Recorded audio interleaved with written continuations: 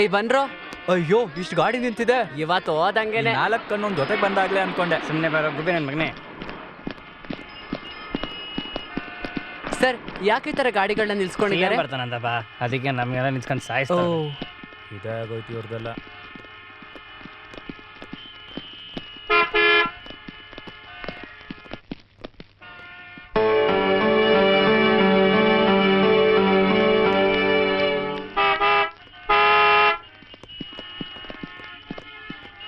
Sir CM ಬರ್ತಾರೆ ಅಂತ 1 ಅವರಿಂದ ಕಾಯ್ಸ್ಕೊಂಡು ಕೂತಿದ್ರಲ್ಲ ಸರ್, ನೋಡಿ ಸರ್ ನೋವಲ್ಲಿ ಅಳ್ತಾ ಇದ್ದಾಳೆ.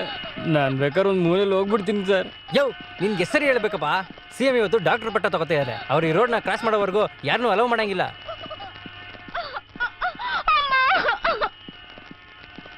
ಸ್ವಲ್ಪ ತಡ್ಕೊಳಮ್ಮ, ನಿಮ್ಗೆ ಕೈ ಎತ್ತು ಮುಗಿತೀನಿ ಸರ್, ನಿಮ್ಮ ಕಾಲ್ಗೂ ಬೀಳ್ತೀನಿ ಸರ್. ಏಯ್ ಎದಳೋ ಹೋಗ ಕಡೆ.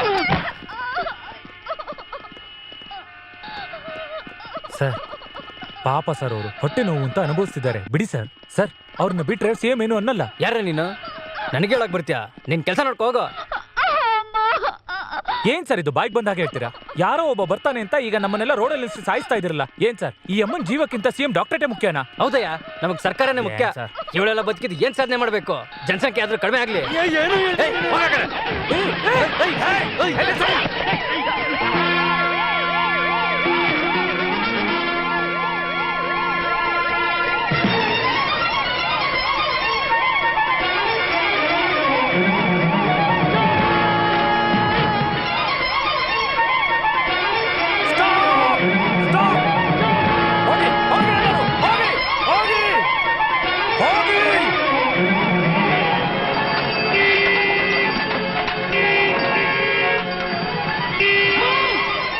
ಏನ್ ಮಾಡ್ತಾರೆ ಹೋಗಿ.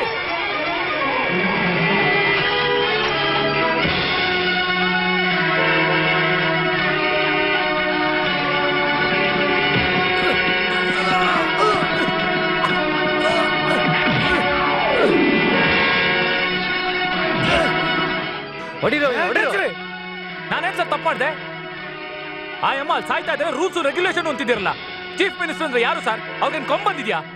ನಾವು ವೋಟ್ ಹಾಕಿರೋದಕ್ಕೆ ಸರ್ ಅವ್ರು ಇರೋದು. ಇದೇ ಎಲೆಕ್ಷನ್ ಟೈಮ್ ಆಗಿದ್ರೆ ಇದೇ ಎಮ್ಮಂಗೆ ಅವರು ಕೈ ಮುಗಿದು ವೋಟ್ ಹಾಕಿ ಅಂತ ಬೇಡ್ಕೊಂಡಿರೋಲ್ವಾ? ಈಗ ಗೆದ್ದಾದ್ಮೇಲೆ ಅವ್ರು ಸತ್ರು ಪರವಾಗಿಲ್ಲ ಅಂತ ಕಾರಲ್ಲಿ ಹೋಗ್ತಾ ಇದಾರೆ. ನಿಜ ತಾನೇ ಹೇಳಿ? ಏನ ಜಾಸ್ತಿ ಎಲ್ಲ ಮಾತಾಡ್ತಾ ಇದ್ಯಾ? ನಿಮ್ ಯೋಗ್ಯತೆಗೆ ನಿಮಗೆ ಡಾಕ್ಟರ್ ಪಟ್ಟ ಬೇರೆ ಬೇಕಾ?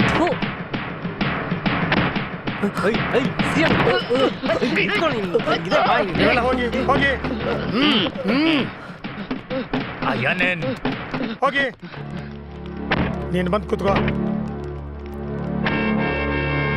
ಏಯ್ ಕರೆಕ್ಟ್ ನಿಂತ್ಕೋ, ಆ ಕಡೆ ನಿಂತ್ಕೋ. ಅವನ್ನ ಬಿಟ್ಬಿಡಿ.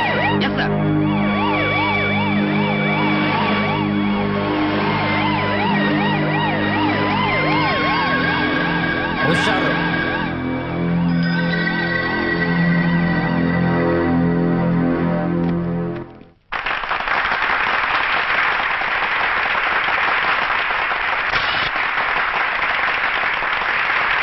ಇದುವರೆಗೂ ನಮ್ಮ ಅಸೋಸಿಯೇಷನ್ನಿಂದ ಎಷ್ಟೋ ಜನಕ್ಕೆ ಡಾಕ್ಟರೇಟ್ ಪದವಿ ನೀಡಿದೆ. ಆದರೆ ಮಾನವೀಯತೆಯ ಮೊರೆಯಲ್ಲಿ ಮೊಟ್ಟ ಮೊದಲು ಡಾಕ್ಟರ್ ಪದವಿ ಪಡೆಯುತ್ತಿರುವುದು ನಮ್ಮ ಆತ್ಮೀಯವಾದ ಮುಖ್ಯಮಂತ್ರಿ ವೀರಸ್ವಾಮಿಯವರು. ನಿನ್ ಯೋಗ್ಯತೆಗೆ ಡಾಕ್ಟರ್ ಪಟ್ಟ ಬೇರೆ ಬೇಕಾ? ಈ ಡಾಕ್ಟರ್ ಪದವಿಯಿಂದ ಅವರಿಗೆ ಹೆಮ್ಮೆ ಅನ್ನೋದಕ್ಕಿಂತ ಆ ಹುಡುಗ ಯಾರು ಏನು ಅಂತ ಸ್ವಲ್ಪ ವಿಚಾರಿಸಿಡು.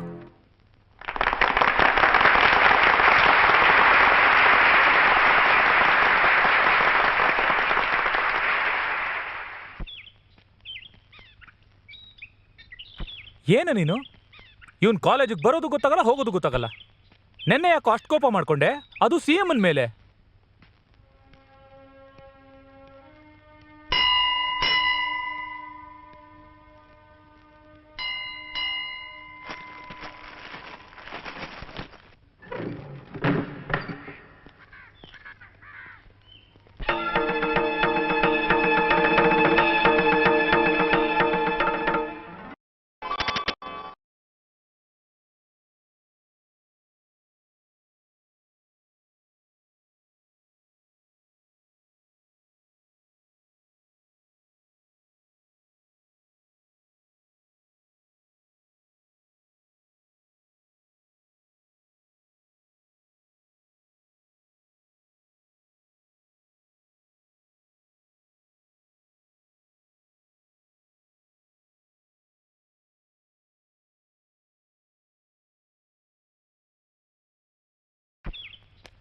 ಯಾಕೆ ಬಾಗ್ಲಾಗಿದೆ?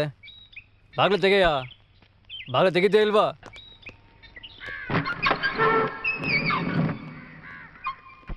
ಗೋವಿಂದ ನಿಂತ್ಕೊಳ್ಳಿ. ದೇವಸ್ಥಾನದ ಅಧಿಕಾರಿ ಮರ್ಯಾದೆಯಾಗೆಲ್ಲ ಇಲ್ಲೇ ಇಟ್ಬಿಟ್ಟೋಗಿ. ಇಟ್ಬಿಟ್ಟು ಹೋಗಕ್ಕ ಮಂತ್ರಿಗಳು ಮಡ್ರಾಸಿಂದ ಬಂದಿರೋದು. ಬೇಕಾದ್ರೆ ನಿನಗೆ ಅಂತ 500,000 ಕೊಡ್ತೀವಿ, ಇಟ್ಕೋ. ನಿಮ್ ಕಳ್ತನದಲ್ಲಿ ನನ್ನ ಸೇರ್ಸ್ಕೊಂತಿದ್ದೀರಾ. ಇವಾಗ ಇದು ನೀನು ಇಡ್ಲಿಲ್ಲ ಅಂದ್ರೆ ನಾನು ಪೊಲೀಸ್ ಕರಿತೀನಿ. ಇವ್ರನ್ನ ಜೈಲಿಗೆ ಕಳಿಸ್ತೀನಿ ಎಂದೋ ನೀನೊಬ್ನೇ. ಮನೆ ಇವರು ಪೊಲೀಸ್ ಸ್ಟೇಷನ್ಗೆ ಹೋಗ್ತಾರಂತೆ. ಪೊಲೀಸ್ ಸ್ಟೇಷನ್ ತುಂಬಾ ದೂರ, ವೈಕುಂಠ ಇಲ್ಲೇ ಹತ್ರ. ಅಲ್ಲಿಗೋ ಸಾಯಿಸು. ಹೋಗಿ ಆ ದೇವ್ರಿಗೆ ಕಂಪ್ಲೇಂಟ್ ಕೊಡಿ. ಅಯ್ಯೋ ಪಾಪ.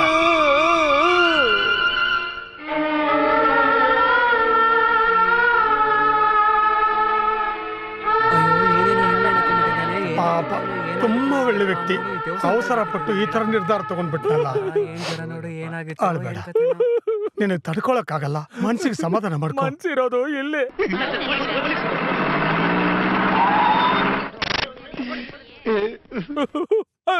ಬನ್ನಿ ಸರ್, ಹುಂಡಿಲಿ 600 ರೂಪಾಯಿ 60 ಪೈಸಾ ಇತ್ತು. ಅದನ್ನು ಹೋಗಿ ಕದ್ದಿದ್ದಾರೆ.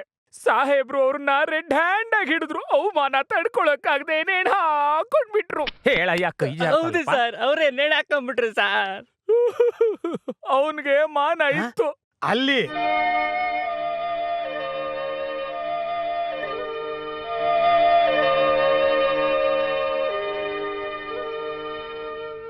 ಚೆನ್ನಾಗಿ ಬಾಳ್ತಾ ಇದ್ದ ಅಧಿಕಾರಿಯವ್ರ ಕುಟುಂಬ ಇವಾಗ ಬೀದಿಗೆ ಬಂದ್ಬಿಟ್ಟಿದೆ.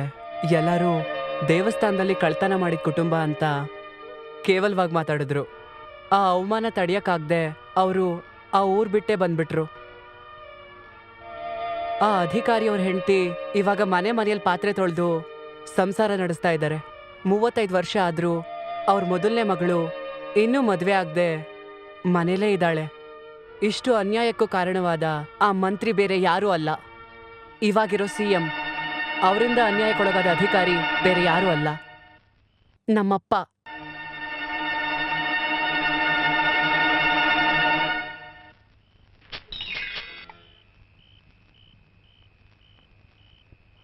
ಏನಕ್ಕೂ ಪ್ರಯೋಜನ ಇಲ್ದೇ ಇರೋನು ಅನ್ಕೊಂಡೆ.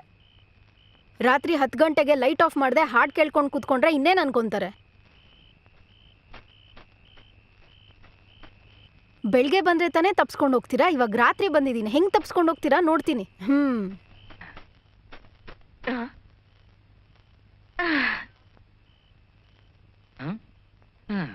ಕೃಷ್ಣ ಕೃಷ್ಣ, ನೀನ್ ಯಾಕೆ ಹೆಂಗ್ ನಂಗೆ ಹಿಂಸೆ ಕೊಡ್ತಾ ಇದ್ಯಾ? ನೀನ್ ನನಗೆ ಗಂಡನೂ ಕೊಡ್ತಿಲ್ಲ, ಇವ್ರು ನನಗೆ ಬಾಡ್ಗೆನೂ ಕೊಡಲ್ಲ ಅಂತಾರೆ.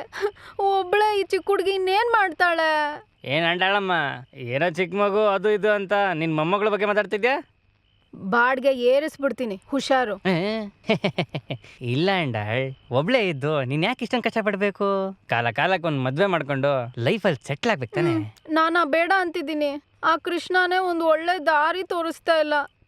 ಕೃಷ್ಣ ತೋರಿಸಿದ್ರೆ ಒಂದು ಕತ್ತೆನ್ ಕೂಡ ಮದ್ವೆ ಮಾಡ್ಕೋತೀನಿ, ಒಂದು ನಾಯಿನ ಮಾಡ್ಕೊಂಡ್ರು ಮಾಡ್ಕೋತೀನಿ. ಯಾಕೆ ನಿನ್ನನ್ನು ಹೇಳಿದ್ರೂ ಮದ್ವೆ ಮಾಡ್ಕೋತೀನಿ. ಆ ಕೃಷ್ಣ ನನಗೆ ಯಾವಾಗ ದಾರಿ ತೋರಿಸ್ತಾನೋ. ಏನು ಯೋಚನೆ ಮಾಡ್ತಿದ್ಯಾ? ಹೊಸ ಸಂಶೋಧನೆ. ಕೃಷ್ಣ ಅಂಡಾಳಮ್ಮ ಬಾಡಿಗೆನೇ ಕೊಡದೆ ತಪ್ಪಿಸ್ಕೊಳ್ಳೋದು ಹೆಂಗೆ? ಹೇಗೆ? ರೇಪ ಚೂಡು ಸಂಭವಾಮಿ ಯುಗೆ ಯುಗೆ.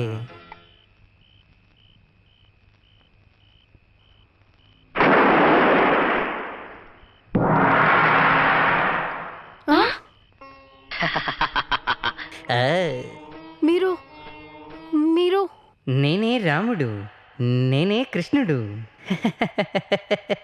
నేనే NTR. ಕೃಷ್ಣರು ಕಪ್ಪಾಗಿರ್ತಾರೆ ಅಂತಲ್ವಾ ನಾನು ಕೇಳ್ಪಟ್ಟಿದ್ದೀನಿ. ನೀನು ಬೆಳ್ಳಕ್ಕಿದ್ಯಲ್ಲ?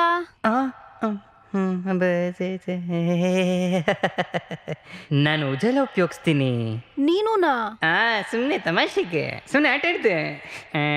ನೈಟ್ ಎಫೆಕ್ಟ್ ಆಗಿರೋದ್ರಿಂದ ಸ್ವಲ್ಪ ಮೇಕಪ್ ಮಾಡ್ಕೊಂಡೆ. ನಿನ್ನ ನಾನು ಎಲ್ಲೋ ನೋಡಿದ್ದೀನಲ್ಲ. ಬೇರೆ ಎಲ್ಲೂ ಅಲ್ಲ, ನಿಮ್ಮನೇಲೆ. ಅಲ್ಲಿ ಲಕ್ಷ್ಮಿ ಲಕ್ಷ್ಮಿ ಅಂತ ಒಬ್ಬ ಉಳ್ಕೊಂಡಿದ್ದಾನಲ್ಲ, ಅವನು ಬೇರೆ ಯಾರೂ ಅಲ್ಲ, ನಾನೇ ಅವನು, ಅವನೇ ನಾನು. ಕಲ್ಕಿ ಅವತಾರದಲ್ಲಿ ನಾನು ಲಕ್ಷ್ಮೀಕಾಂತನಾಗಿ ನಿಮ್ಮ ಹೌಸಲ್ಲೇ ಉಳ್ಕೊಂಡಿದ್ದೀನಿ. ನಮ್ ಲಕ್ಷ್ಮೀಲಿ ಕಲ್ಕೆ ಅವತಾರ ತಾಳಿದ್ಯಾ? ಲಕ್ಷ್ಮಿಲಿ ಕಲ್ಕಿ ಅವತಾರನೇ ಅಲ್ಲ, ಸುಧಾ, ರೂಪಕತಾರ, ಚಂಪಕ, ಬೇಕಿದ್ರೆ ಕಲ್ಸಕ್ರೆ ಅವತಾರನೂ ತಾಳ್ತಾನೇ ಇರ್ತೀನಿ. ಯಾವ ನನ್ ಮಗ ಕೇಳ್ತಾನೆ? ಕೃಷ್ಣ ಕೃಷ್ಣ. ಅಂಡಳಮ್ಮ, ನಿನ್ ಮನಸ್ಸನ್ ಗೆಲ್ಲಕ್ಕೇನೆ ನಾನು ಲಕ್ಷ್ಮೀಕಾಂತನ ರೂಪದಲ್ಲಿ ನಿನ್ ಮನೇಲಿ ರೆಂಟ್ಗಿದ್ದೀನಿ. ಇನ್ನು 6 ತಿಂಗಳ ಕಾಲ ಲಕ್ಷ್ಮೀಕಾಂತಂಗೆ ಏನೇನು ಬೇಕೋ ಎಲ್ಲ ಕೊಟ್ಟು ಅವನ್ನ ಸ್ಯಾಟಿಸ್ಫೈ ಮಾಡು. ಅದಾದ ನಂತರ ನಿನ್ನನ್ನು ನೇರವಾಗಿ ಪಡಿಬೋದು. Gods must be crazy. Krishna Krishna, ದೊಡ್ಡ ಮಾತುಗಳೆಲ್ಲ ಆಡ್ತಿದ್ಯಲ್ಲಪ್ಪ.